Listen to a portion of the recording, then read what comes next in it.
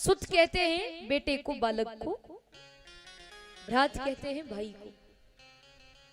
आपके बेटे, आपके बच्चे संस्कारी निकल जाए, लायक निकल जाए, भाई बहन अच्छे हो, परिवार अच्छा हो, पत्नी अच्छी हो, पूरा परिवार आपका अच्छा है, पर यदि आपका मन अच्छा नहीं है तो परिवार अच्छा होने से क्या फायदा। हुआ है सब अच्छा है, मन यदि खराब है ना तो सब कुछ खराब हो जाता है।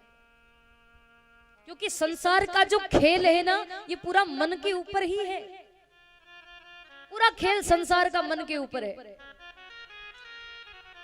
मन कहेगा तो हम कथा में जाएंगे, मन कहेगा तो हम कथा सुनेंगे, मन कहेगा तो हम भजन करेंगे। मन कहता है तभी हम सारे कार्य करते हैं, इसीलिए मन अच्छा होना चाहिए। कहते हैं संत महात्मा कि मन के हारे हार है और मन के जीते जीत। मन के हारे हार है और मन के जीते जीत। मन ही मिलावत राम सो और मन ही करत फजीत। कभी तो लगता है मन भजन में, कभी नहीं लगता। सारा खेल मन के ऊपर है संसार का। मन अच्छा होना चाहिए। परिवार तो सबका अच्छा होता है पर मन सबका अच्छा नहीं होता, किसी किसी का। आज के युग में सबका मन बिगड़ा हुआ है, सबका मन।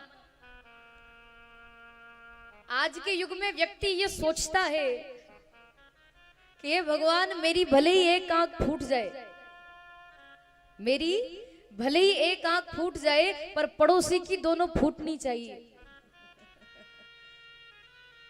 अपना अनहित करके, अपना बुरा करके किसी का दुगना बुरा करना, इसको कहते मन खराब होना।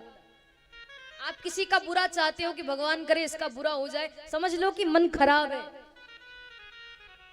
और ऐसा नहीं होना चाहिए। आप कथा भागवत सुनोगे तो आपका जो बिगड़ा हुआ मन है ना वो सुधर जाता है, इसीलिए कथा सुनना चाहिए। राज मिले गजबाज मिले,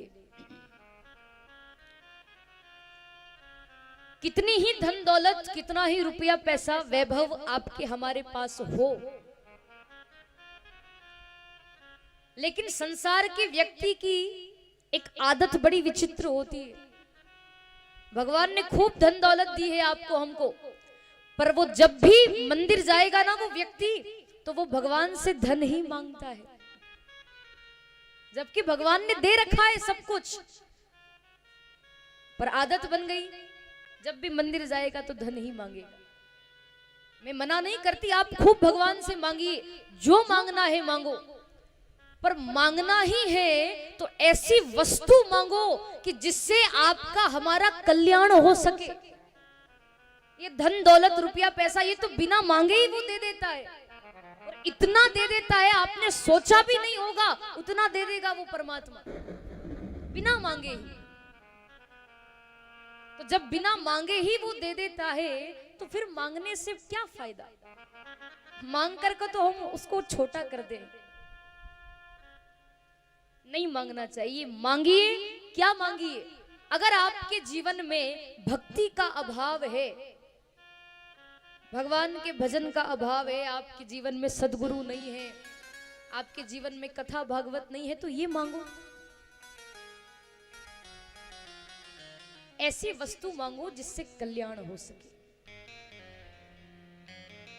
रुपया पैसा तो सब मांगते हैं, सब कमाते हैं, लेकिन परमात्मा के नाम का धन कमाना चाहिए।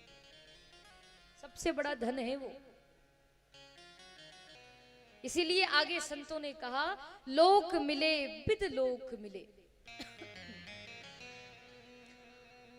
संसार में सब ये चाहते हैं, सबके मन की ये भावना होती है कि बढ़िया अच्छे अच्छे कार्य करें, हम अच्छे अच्छे कर्म करें और स्वर्ग में चले जाएं। स्वर्ग में जाने की सबकी इच्छा होगी, कितने भक्त ऐसे हैं जो स्वर्ग में जाना चाहते हैं? हाथ खड़ा करके बताओ। अरे वाह, सब जाना चाहते हैं।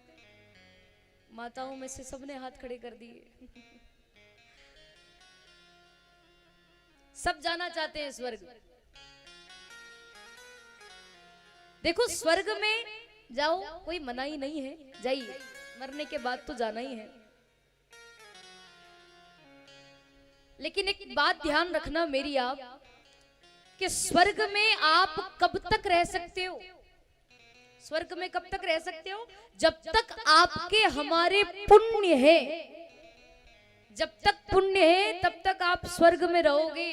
जहां पुण्य खत्म हुए, पाप शुरू हुए, फिर आपको संसार में आना पड़ेगा, फिर 84 लाख योनियां भुगतनी पड़ेगी।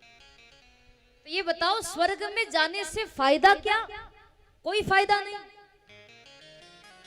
स्वर्ग में जाना एक तरह से ये समझ लो गलतफहमी ही है। स्वर्ग में चले जाएंगे, थोड़े दिन का सुख भोगना है, थोड़े दिन वहां रहोगे, बढ़िया पुण्य जो आपने किए हैं उसके अच्छे अच्छे फल भोगोगे, और उसके बाद में फिर संसार में आना पड़ेगा। फिर आवागमन में इस 84 लाख योनियों में हमें भटकना पड़ेगा, ये भुगतनी पड़ेगी। आवागमन से मुक्ति नहीं मिलती स्वर्ग में जाने से। आवागमन से यदि मुक्ति पाना चाहते हैं हम, या ये चाहते हो कि अब भगवान इस संसार में जन्म दे ही ना, आना ही ना पड़े किसी भी रूप में, तो भगवान का भजन करना चाहिए। कथा भागवत सुनो, भगवान का भजन करो, क्योंकि स्वर्ग में जाओगे तो वापस आना पड़ेगा, पर भगवान का धाम एक ऐसा है, व्यक्ति को वापस यहाँ आना नहीं पड़ता, उसको हमेशा के लिए मुक्ति मिल जाती है। हमेशा के लिए वो व्यक्ति या उसकी आत्मा भगवान के चरणों में ही निवास करती है। और ये कब होगा? जब हम लोग कथा सुनेंगे, जब हम लोग भजन करेंगे। इसीलिए कहा, सुंदर और मिले सब ही सुख, परंतु संत समागम दुर्लभ भाई। जब तक आपके हमारे जीवन में सद्गुरु नहीं आते हैं, जब तक आपके हमारे जीवन में कोई सच्चे संत नहीं आते हैं, जब तक कथा भागवत हमारे जीवन में नहीं आती, तब तक हमारे मन को शांति नहीं मिलती है। मन इधर उधर भटकता रहता है। इसीलिए आज से कथा प्रारंभ हुई है तो अपने मन को भगवान के चरणों में लगाएं, प्रेम से भाव से भगवान की कथा सुने, और जो भी आपके मन की मनोकामना होगी, 7 दिन में ये भागवत महापुराण आपकी हमारी मनोकामना को पूर्ण अवश्य करेगी।